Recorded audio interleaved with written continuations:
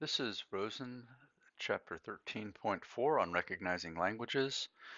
We just completed the only if portion proof of Claney's theorem using a construction technique that says if a set is regular, there's an NFSA that recognizes it. Well, let's use that technique to build an NFSA that recognizes this regular expression, the Claney closure of 1 union with the concatenation of 0 and 1. So we'll keep this expression in mind and we'll build it up a little bit at a time. First, we'll need a machine that recognizes 1, and a machine that recognizes the Claney closure of 1, a machine that recognizes 0, and a machine that recognizes their concatenation, and then a machine that recognizes their union, just like we build up the set.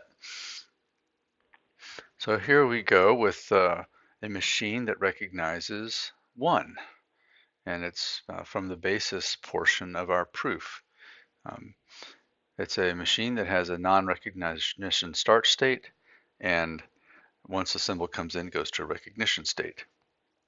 Next, we want to create the Claney closure machine for the recognition of 1.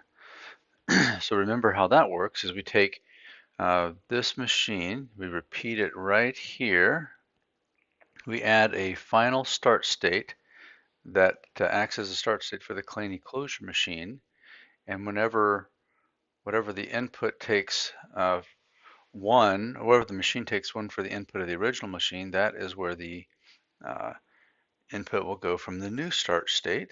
Remember, it must be final because it's a Claney closure. I may have already said that. And then since this is a Claney closure machine, every time you get to a final state, the process can repeat a new element from the original set, in this case the set 1, will come in and go back to the recognition state. Okay, so that's the Claney closure of 1 machine. Now we need a machine that recognizes 0. And then we're going to concatenate this machine with the one above. So we're taking the concatenation of our machine that recognizes 0 with the machine that recognizes 1. There's the machine that recognizes 0. There's the machine that recognizes 1.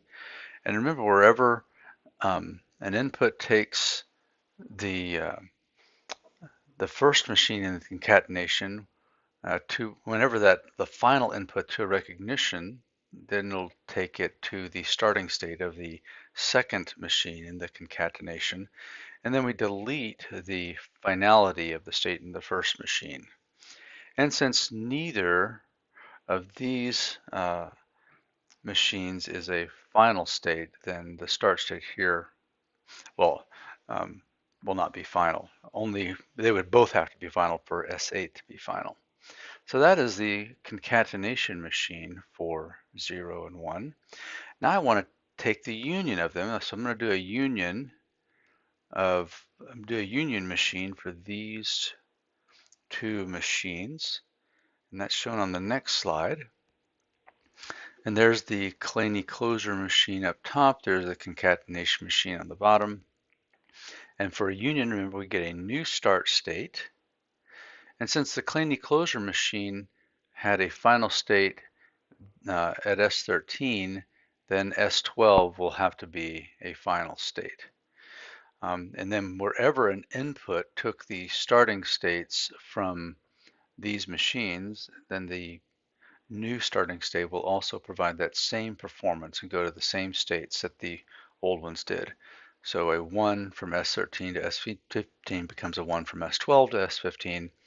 Zeros from S16 to S17 and to 18 become zeros from S12 to 17 and 18.